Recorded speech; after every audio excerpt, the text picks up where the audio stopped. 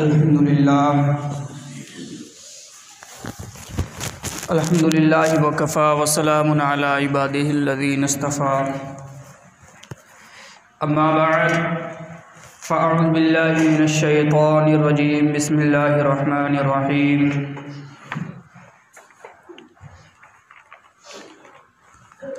वलनबलुवन्नकुम बिशैइन मिनल खौफ़ि वल जू'i व नक़्सिम मिनल अम्वालि वल अनफुसि वस्समरात वबश्शिरिस साबिरीन। सदक़ल्लाहु मौलाना अज़ीम व सदक़ा रसूलुहुन नबियुल अमीनुल करीम व नहनु अला ज़ालिका लमिनश शाहिदीन वश्शाकिरीन वल्हम्दुलिल्लाहि रब्बिल आलमीन।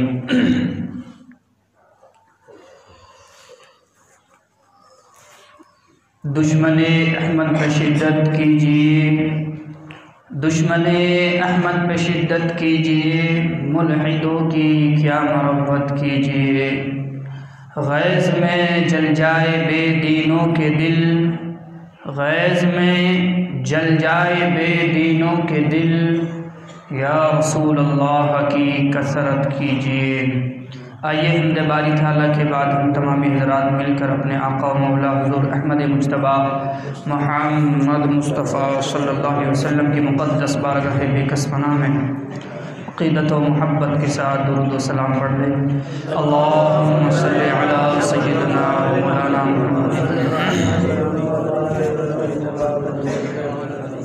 अदद मा फ़ी इल्मिल्लाहि सलातन दाइमतन बिदवामि मुल्किल्लाहि सल्लल्लाहु तआला अलैहि वसल्लम। अस्सलातु वस्सलामु अलैका या रसूलल्लाह, अस्सलातु वस्सलामु अलैका या हबीबल्लाह व अला आलिका व अस्हाबिका सय्यदी या रसूलल्लाह सल्लल्लाहु तआला अलैहि वसल्लम। अल्लाह रब्बुल इज़्ज़त ने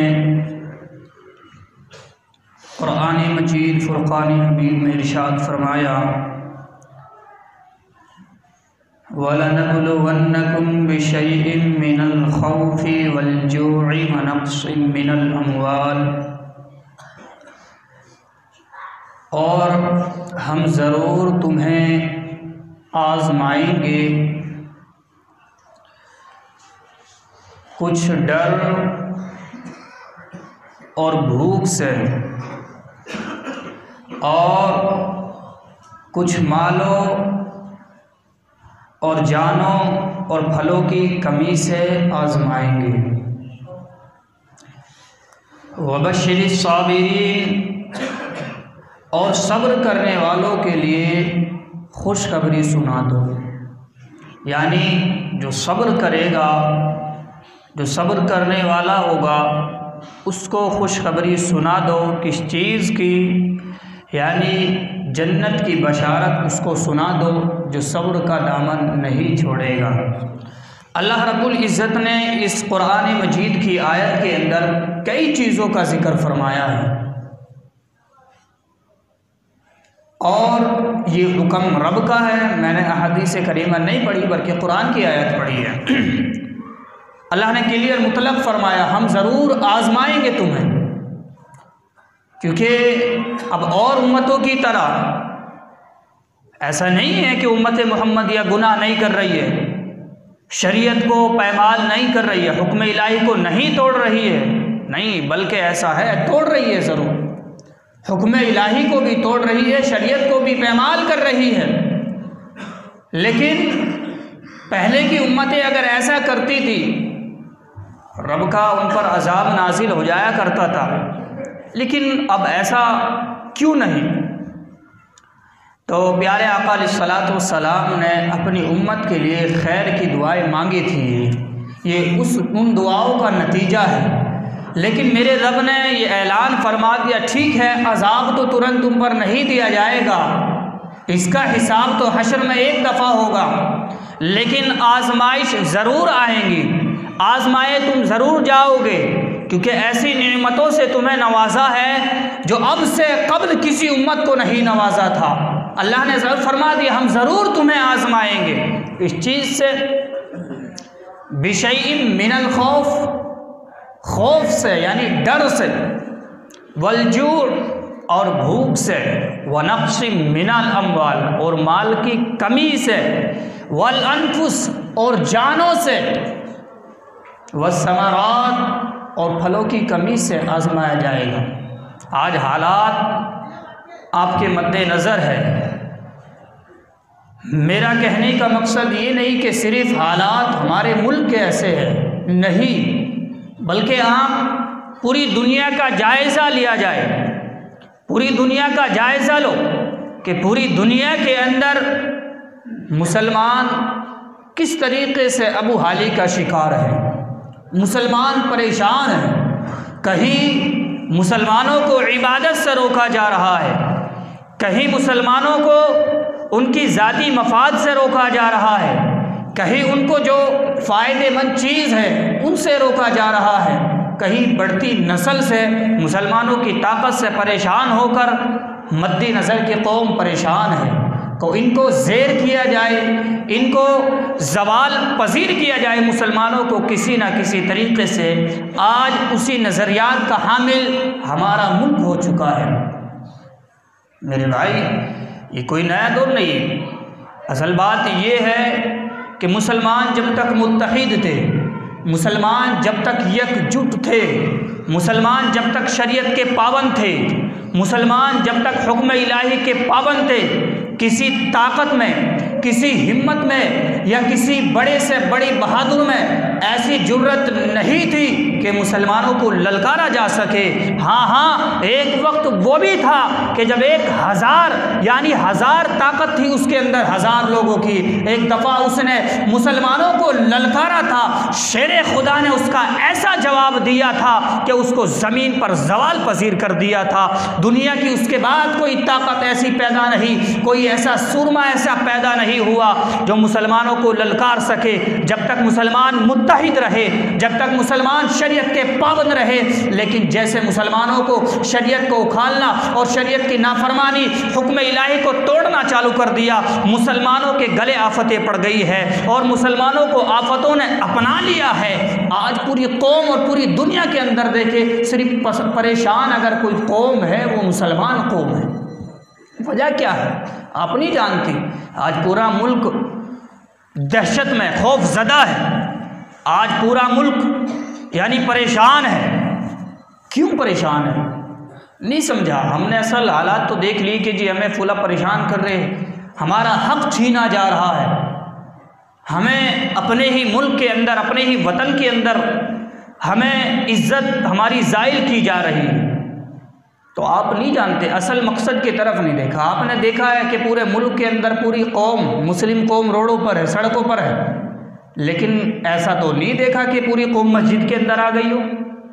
यार, जब पहले के दौर में आका अलैहिस्सलातु वस्सलाम के ज़माने में जब मुसीबतें आती, परेशानी आती, बारिश नहीं आती या और कोई भी मुसीबतें आती, तो लोग नमाज इस्तिस्का वगैरह पढ़ते, नमाज नफल अदा फरमाते, रब की बारगाह में दुआ करते।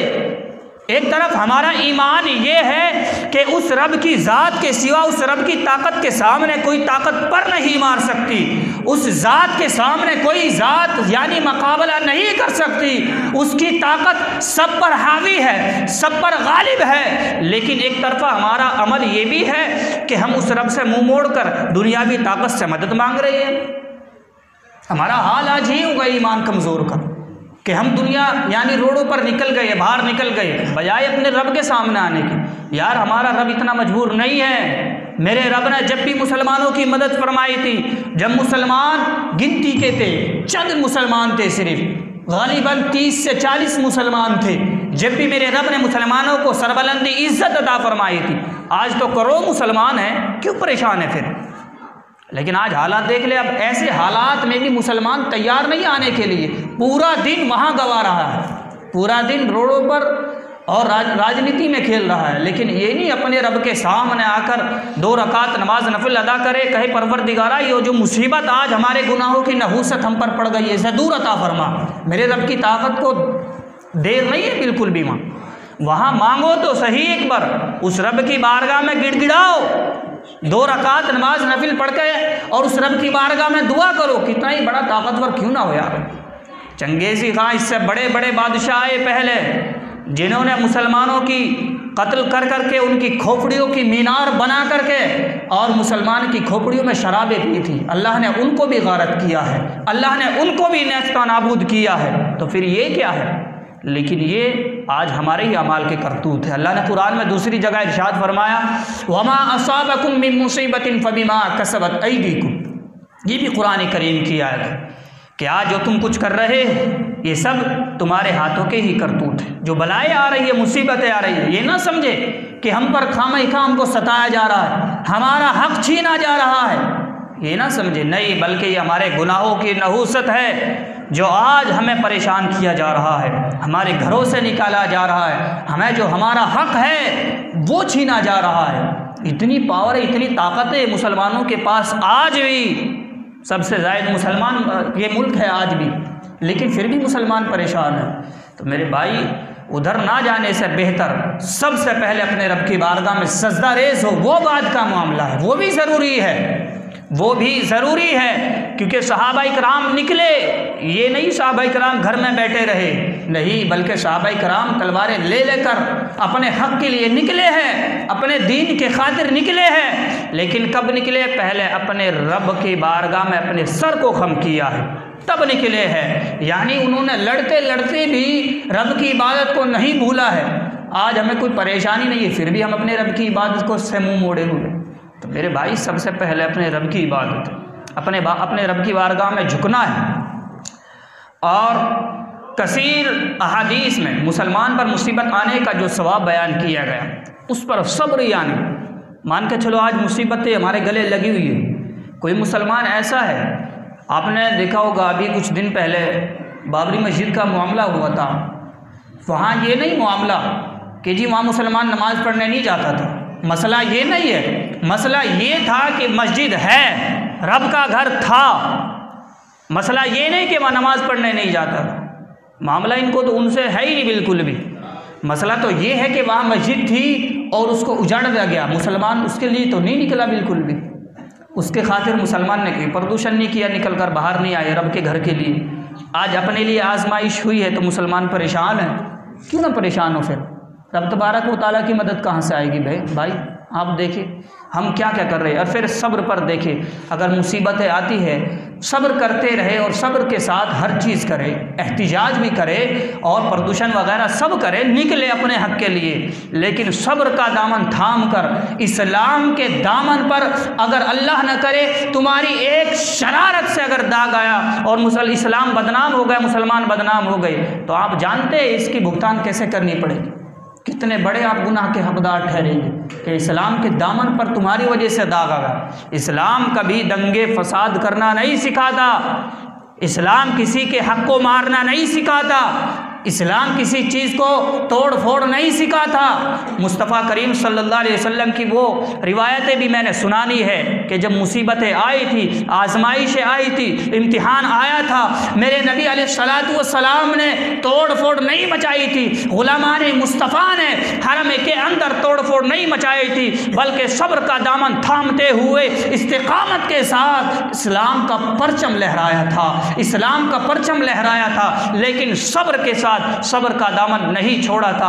हदीस करीमा सुने कि यानी जो सब्र के साथ अपना हक मांगता है और सब्र का दामन पकड़े रखता है, अल्लाह तबारक व तआला उसको क्या जज़ा अता फरमाता है। हज़रत अबू हुरैरा रज़ी अल्लाह तआला अन्हु से रिवायत है कि रसूल करीम सल्लल्लाहु अलैहि वसल्लम ने इरशाद फरमाया, अल्लाह ताला जिसके साथ भलाई का इरादा फरमाता है उसे तकलीफ़ में मुब्तला कर देता है। अल्लाह जिसके साथ भलाई का इरादा फरमाता है उसे तकलीफ़ में मुब्तला कर देता है, उसे इम्तिहानात में, आजमाइश में मुब्तला कर देता है। अभी तो हमने देखा नहीं ना, असल में अभी हमने इस्लाम मुसलमान के घर में पैदा हो गए, मुसलमान ही नाम रख गया जी, मुसलमान है, कोई आजमाइश नहीं है जी।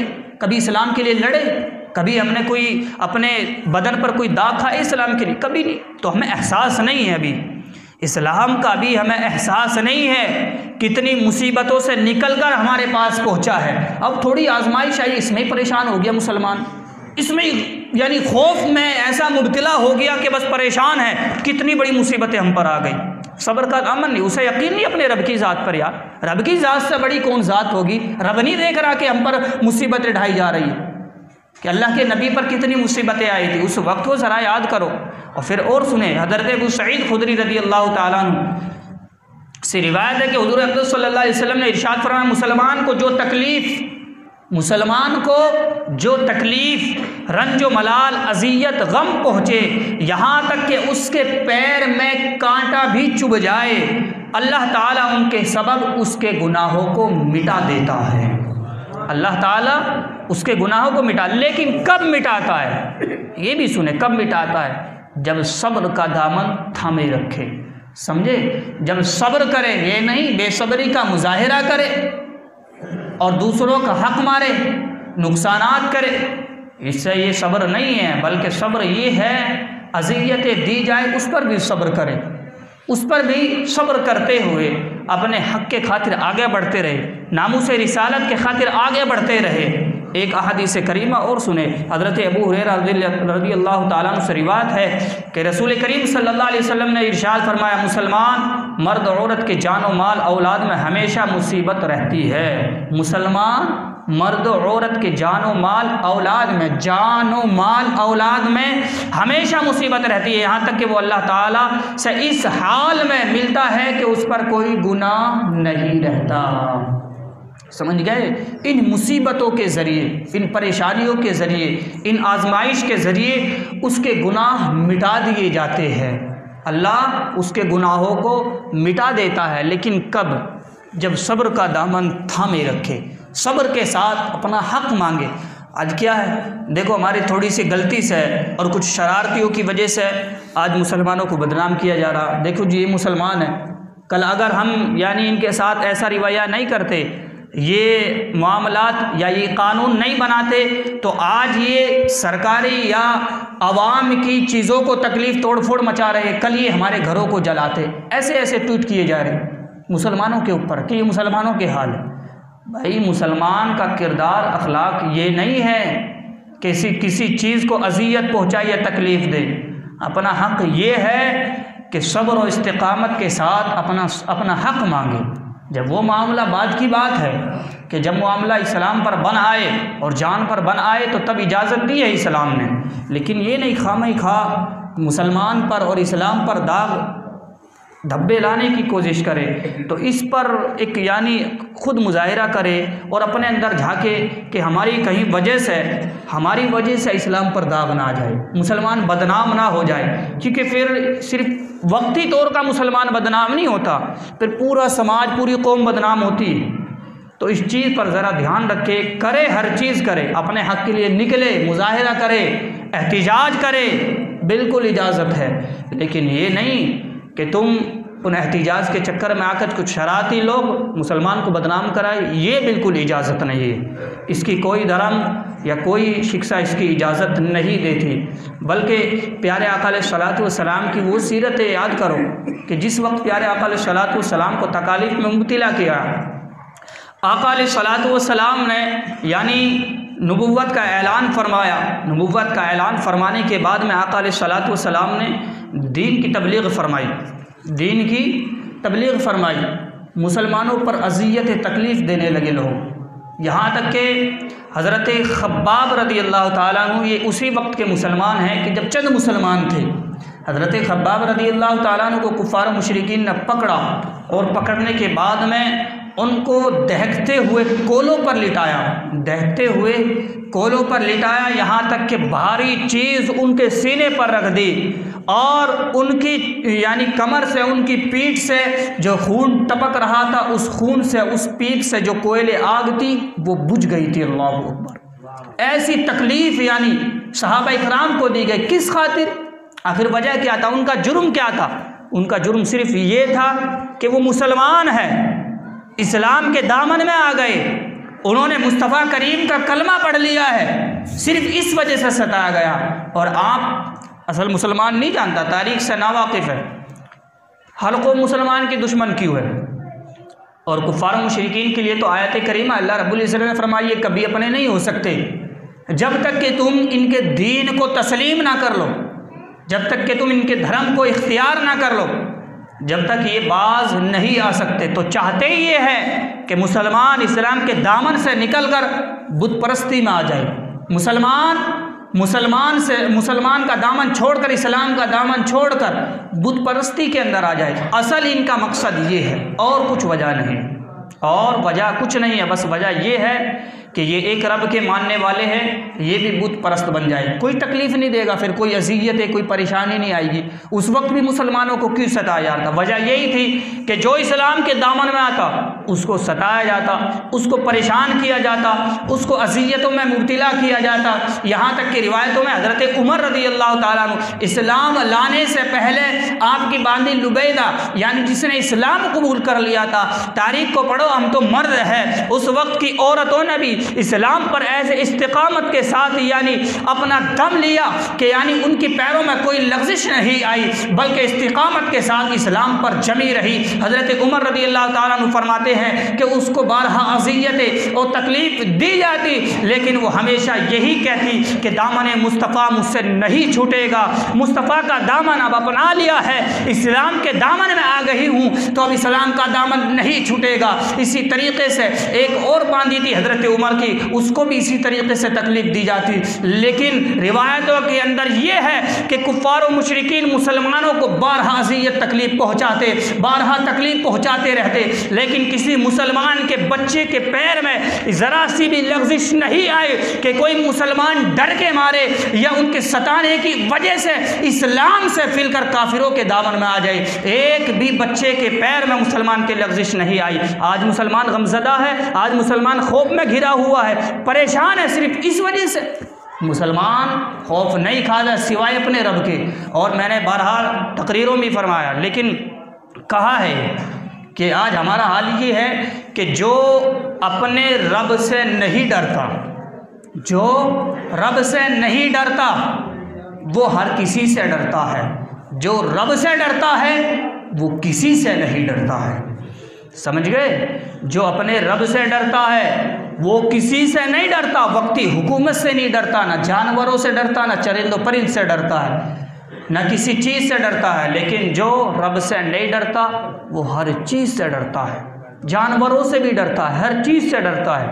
मेरे भाई, अल्लाह से डरने वाले बनो। जब अल्लाह का खौफ हमारे दिलों के अंदर आ जाएगा, रब का खौफ हमारे दिलों के अंदर आ जाएगा, तो फिर हम दुनियावी कानून से नहीं डरेंगे, दुनियावी ताकत से नहीं डरेंगे, बल्कि मुसलमान वो है, जब मुसलमान या दामन इस्लाम पर आँच आती है तो मुसलमान अपने सीनों को पेश कर देता है, मुसलमान निकल कर अपनी गर्दनों को पेश कर देता है, लेकिन इस्लाम के दामन पर आँच नहीं आने देता, इस्लाम के दामन पर आँच नहीं आने देता। लेकिन अब ऐसे हमारे ईमान नहीं है, ऐसे ईमान नहीं है। अगर अल्लाह ना करे थोड़ी सी मुसीबत आ जाए तो मुसलमान परेशान होकर, गमज़दा होकर, खौफज़दा होकर खुद यानी दूसरे धर्म में अल्लाह ना करे कन्वर्ट हो जाएंगे। बहुत से तो ऐसे यानी कम ईमान वाले, कमज़ोर ईमान वाले ऐसे, तो हमारे ईमान पुख्ता नहीं है। ईमान हमने अगर मजबूत बना लिया, रब की ज़ात पर रखा कि कोई ताकत कुछ नहीं बिगाड़ सकती,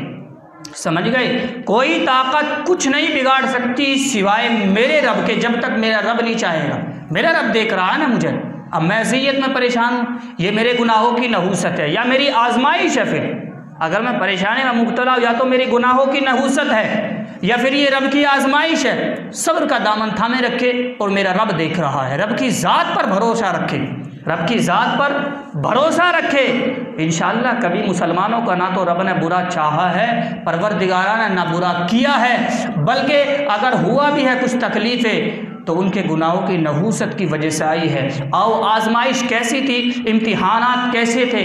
7 हिजरी के बाद में मुस्तफ़ा करीम सल्लल्लाहु अलैहि वसल्लम ने, कुफ़ारे मक्का ने जब देखा कि रोज़ बरोज़ मुसलमानों की तादाद बढ़ती चली जा रही है, मुसलमानों की तादाद, हज़रत हमज़ा, हज़रत उमर रज़ी अल्लाह ताला अन्हु, हज़रत उस्मान गनी, हज़रत अबू बकर सिद्दीक़, यानी बड़े बड़े मालदार, बड़े बड़े लोग यानी इस्लाम के दामन में आ गए हैं। मुसलमानों की रोज़ बरोज़ ताकत बढ़ती चली जा रही है, इस्लाम के मानने वाले रोज़ बरोज़ बढ़ते चले जा रहे हैं। तो कुफ़ारों में खलबली मच गई कि बुत परस्ती यानी ख़त्म होती जा रही है और मुसलमान बढ़ते चले जा रहे हैं, उस रब के मानने वाले बढ़ते चले जा रहे हैं। तो उन जालिमों ने यानी कुफ़ारों मुशरिकीन ने इस्लाम के गैज़ व ग़ज़ब में आने के बाद, इस्लाम के गैज़ व ग़ज़ब में इन लोगों ने मशवरा किया कि मुसलमानों से किसी न किसी तरीक़े से बाइकाट कर दिया जाए, मुसलमानों से बाइकाट कर दिया जाए, इनसे लेन देन बंद कर दिया जाए, इनसे शादी ब्याह बंद कर दिया जाए, इनसे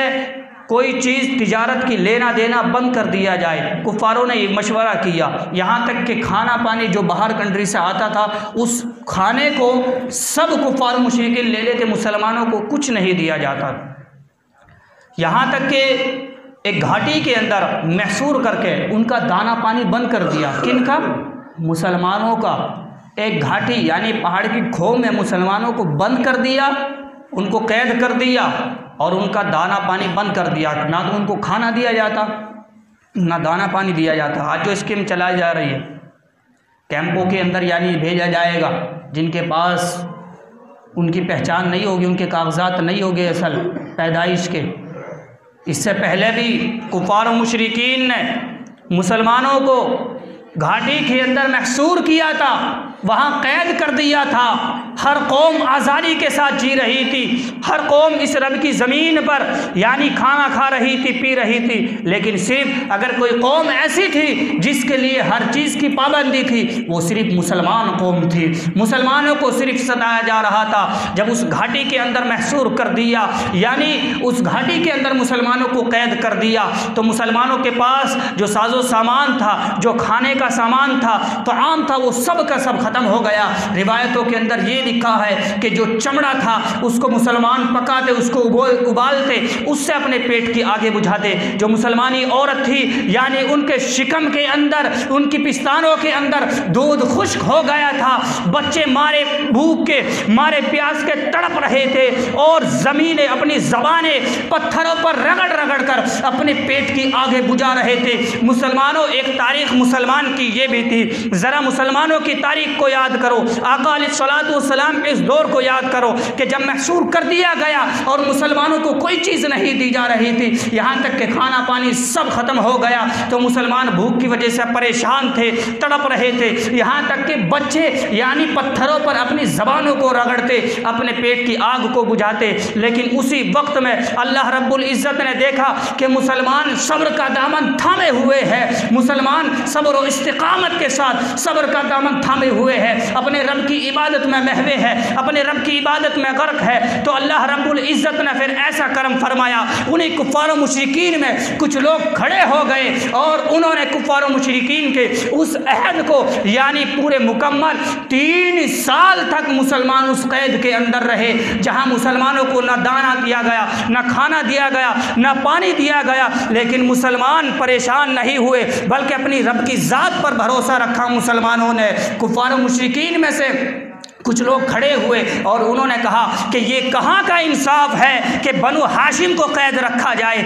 हम खाना खाए, उनके बच्चे प्यास की वजह से, भूख की वजह से तड़प रहे हैं। मुस्तफ़ा करीम सल्लल्लाहु अलैहि वसल्लम ने अपने चचा अबू तालिब से कहा कि जाओ, यानी जो अहद अक्रीमा ने लिखा था कि यानी जो मुस्तफ़ा करीम सल्लल्लाहु अलैहि वसल्लम ने कहा जो अहद लिखा था उसके अंदर सिवाय रब के नाम के तमाम नामों को दिमक ने खा लिया है। जब ये सुना कुफ़ार मुशरिकीन से कहा गया कि अगर ऐसा है तो मुसलमानों को छोड़ दिया जाएगा, वरना मुसलमानों को कैद कर दिया जाएगा।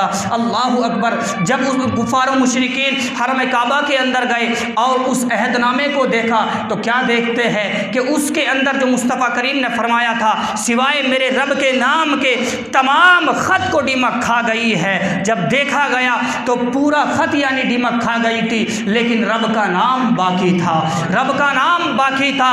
उसी वक्त यानी जो कुफ़ार मुशरिकीन में से कुछ लोग खड़े हुए थे, उन्होंने उस अहदनामे को फाड़ा और फाड़ कर डाल दिया और वहाँ से उस घाटी से मुसलमानों को निकाला और उनके घरों के अंदर उनको आज़ादी के साथ जीने का हक दिया गया। मेरे भाई ज़रा बताओ, हालात नहीं बदले थे। अबू जहल भी वही था, अबू लहब भी वही था, उतबा भी वही था और तमाम लोग वही थे कुफ़ार मुशरिकीन, लेकिन उनके सामने मुसलमानों को उस घाटी से निकाला गया और आज़ादी के साथ उनके घरों के अंदर रखा गया। और उसके बाद अल्लाह रब्बुल इज़्ज़त ने मुसलमानों को ऐसी इस्तिकामत अता फरमाई, ऐसी सरबलंदी अता फरमाई कि तेज़ी के साथ इस्लाम फैलता गया। जो उस वक्त इस्लाम के दुश्मन थे, मुसलमानों के दुश्मन थे, वही इस्लाम के दामन में आते चले गए, वही मुसलमान होते चले गए। और अल्लाह रब्बुल इज़्ज़त ने मुसलमानों को ऐसी सरबलंदी अता फरमाई कि एक वक्त वो आया कि परवरदिगारा ने मक्का में भी इस्लामी हुकूमत अता फरमा दी,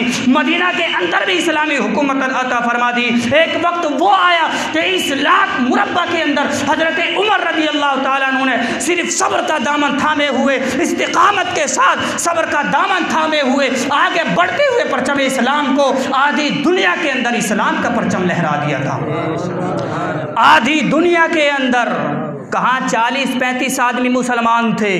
अब ज़रा गुमान करे, आधी दुनिया के अंदर मुसलमानी हुकूमत आ गई थी, बड़े से बड़ी हुकूमत उस वक्त थी, लेकिन किसी हुकूमत के अंदर ये जुर्रत नहीं थी कि मुसलमानों से टकरा जाए, क्योंकि मुसलमान कभी आपे से बार नहीं होते थे। मुसलमान हमेशा सब्र और इस्तिकामत के साथ जंग लड़ा करते थे। एक वक्त ललकारा गया कि मुसलमानों के अंदर बहादुर ज़्यादा है, हम इनसे किसी और तरीके से मुकाबला करना चाहते हैं। हज़रत खालिद बिन वलीद को यानी उसका सिपह सालार बनाया गया।